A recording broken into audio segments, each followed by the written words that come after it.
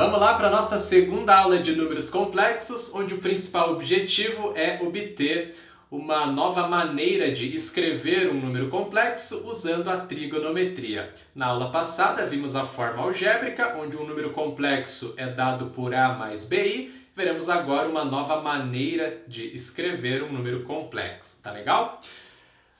Para começar, vamos definir o que é o módulo de um número complexo. Bom, todo número complexo possui um ponto do plano cartesiano a ele associado, que eu vou chamar de imagem ou afixo do número complexo, beleza?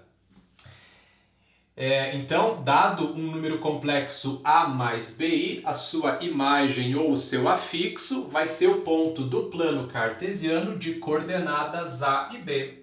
A parte real do número complexo é o valor de x do ponto, e a parte imaginária do número complexo será o valor de y do ponto. Dessa maneira, o eixo x é chamado de eixo real e o eixo y é o eixo imaginário. Esse plano é geralmente chamado de plano de Argand-Gauss, mas é o nosso bom e velho plano cartesiano, tá legal?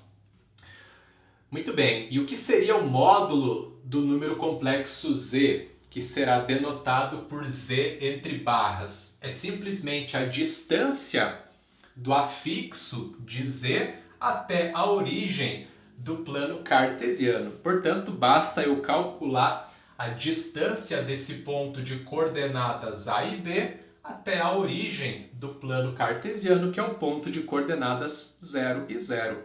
Se você lembrar lá da geometria analítica, existe uma fórmula, para calcular a distância entre dois pontos, porém é muito fácil de observar que formamos um triângulo retângulo aqui, onde a hipotenusa é o módulo de z e os catetos medem A e B. Tranquilo? Aplicando o teorema de Pitágoras nesse triângulo retângulo, obtemos o módulo de z. Lembre que o quadrado da hipotenusa é igual à soma dos quadrados dos catetos, ou seja, módulo de z ao quadrado é igual a A ao quadrado mais B ao quadrado. Extraindo a raiz quadrada nos dois lados da igualdade, obtemos o módulo de z. Módulo de z é igual a raiz quadrada de A ao quadrado mais B ao quadrado.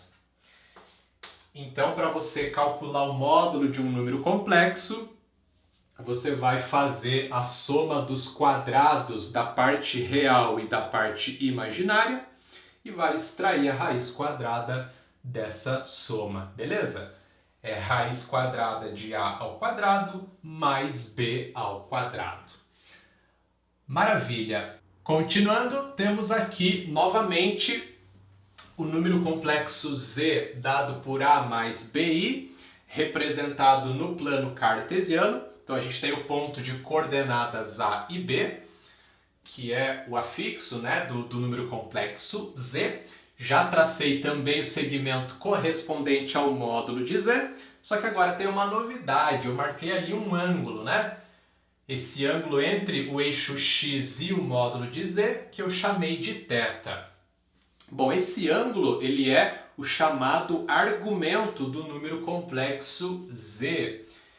Ele é o ângulo que eu vou medir no sentido anti-horário, partindo do eixo x até chegar no segmento, que é o módulo de z, tá certo? Esse ângulo é sempre maior ou igual a zero e menor ou igual a 2π.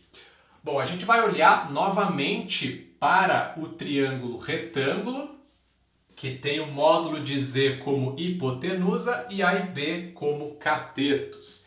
E aí vai ser importante você lembrar lá da trigonometria, das relações trigonométricas no triângulo retângulo. Aliás, foi o conteúdo que eu acabei de postar novas aulas aqui no canal, então se você não lembra dessa parte da trigonometria, vai ser fundamental aqui, dá uma olhada lá, essas aulas ficaram bem bacanas, tá? Beleza, então lembrando que o seno do θ é o cateto oposto ao ângulo dividido pela hipotenusa, nós concluímos que o seno de θ, nesse caso, será igual a B sobre módulo de Z. Tranquilo? O cateto oposto ao ângulo, que está de frente para o ângulo, é o B. Maravilha! Já se eu olhar para o cosseno do ângulo, cosseno é cateto adjacente dividido por hipotenusa, né? Então, nesse caso, é o A dividido por o módulo de Z. Maravilha! Agora pensa o seguinte, a gente quer descobrir uma nova maneira de escrever um número complexo, né? Qual é a maneira que nós conhecemos? A forma algébrica, onde um número complexo é dado por A mais BI. Então, o que eu preciso fazer é pegar na forma algébrica e substituir esse A e esse B. Assim eu encontro uma nova maneira, né, de escrever o Z. Beleza, então eu vou pegar nessas relações que eu acabei de obter e vou isolar o A e o B. Bom, é só passar o módulo de Z multiplicando, né? Então eu vou concluir que módulo de Z vezes seno de θ é igual a B. E da mesma maneira, módulo de Z vezes cosseno de θ vai ser igual ao A. Pronto, é só substituir o A e o B na forma algébrica que a gente vai chegar na conhecida forma trigonométrica do número complexo. Portanto,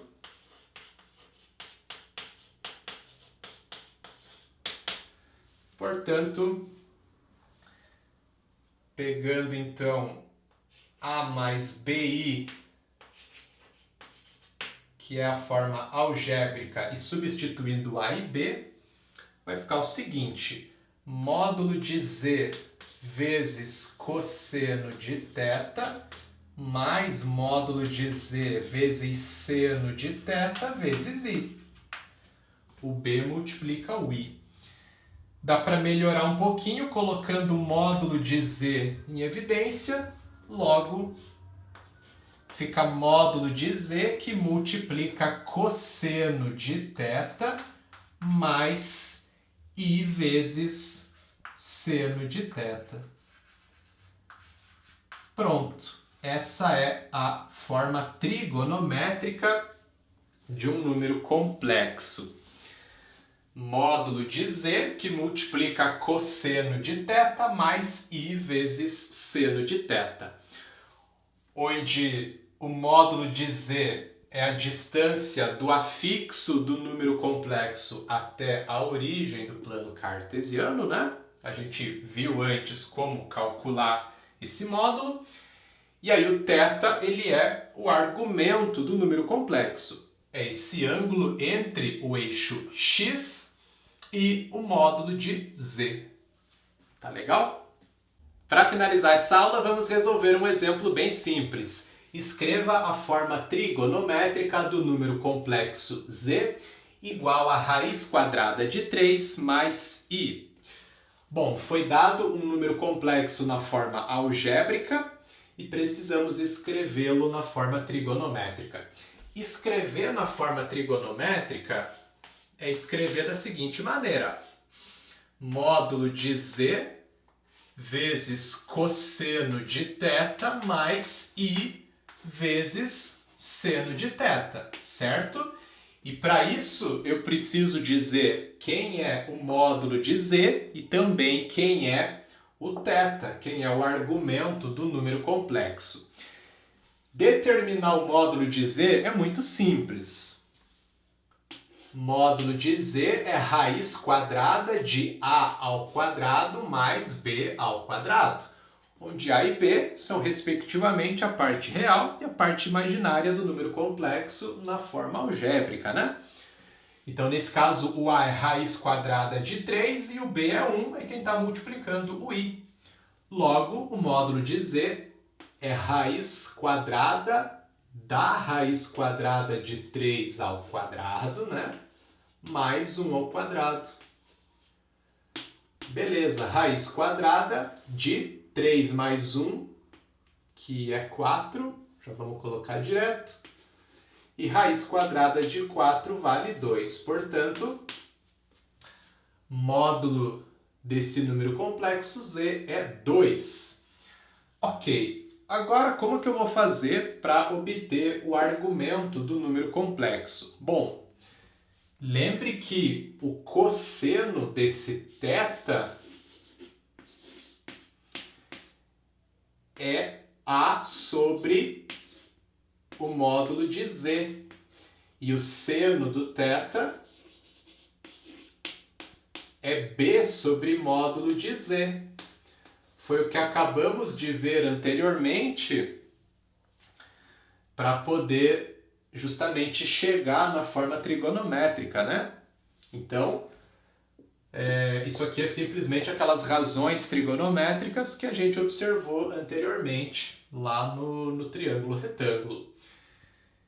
Bom, veja que eu conheço quem é o A e o B, porque eu tenho o número complexo na forma algébrica. Automaticamente, por meio do cosseno e do seno do θ, eu vou poder observar quem é esse θ. Olha só, o cosseno de θ é raiz de 3 sobre 2. A gente acabou de calcular o módulo de z, né? É 2. E aí o cosseno, desculpa, o seno, né, vai ser 1 sobre 2, porque o b é 1. Então, cosseno de θ, raiz de 3 sobre 2. E o seno de θ, 1 sobre 2. Note que tanto o seno quanto o cosseno são positivos. Qual que é o único quadrante onde seno e cosseno são ambos positivos? É o primeiro, né? Então eu sei que esse ângulo ele é maior que zero e menor que 90 graus. E aí tá bem fácil de você observar que é um dos ângulos notáveis, que é o ângulo de 30 graus, né? É o ângulo que tem exatamente esse seno e esse cosseno. Então, beleza.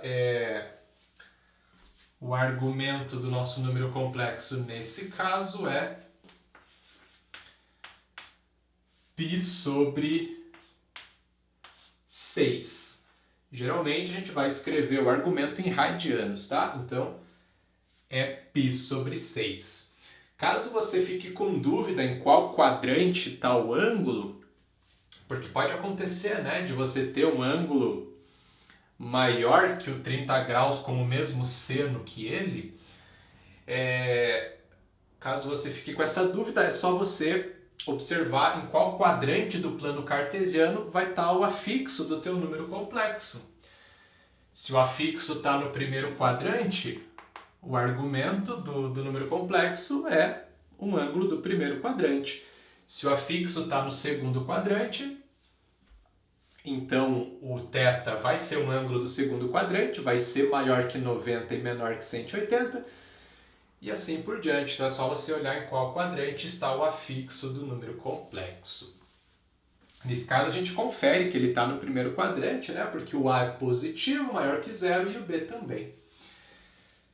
Maravilha! Então, finalizando aqui o exemplo, é só trocar o módulo de z e o θ. Então esse número complexo na forma trigonométrica fica 2 que multiplica cosseno de π sobre 6 mais i vezes seno de π sobre 6. Pronto. Uma coisa que você pode fazer para conferir se a resposta obtida está correta é substituir o cosseno e o seno pelos seus valores, multiplicar pelo 2 que está lá fora e conferir, né, se a resposta encontrada for exatamente o número complexo na forma algébrica, está correto, que é o que vai acontecer aqui, tá? Então, note que se você tem o número complexo na forma trigonométrica, para achar ele na forma algébrica é muito simples, né? É só trocar o seno e o cosseno e multiplicar pelo número que está lá fora. E caso você tenha que fazer o contrário, que é aquilo que é mais interessante, que é o que a gente fez nesse exemplo, né? Então você segue esses passos aqui, tá bom? Por enquanto é isso, curta esse vídeo, deixe o seu comentário e eu te espero na nossa próxima aula. Até lá!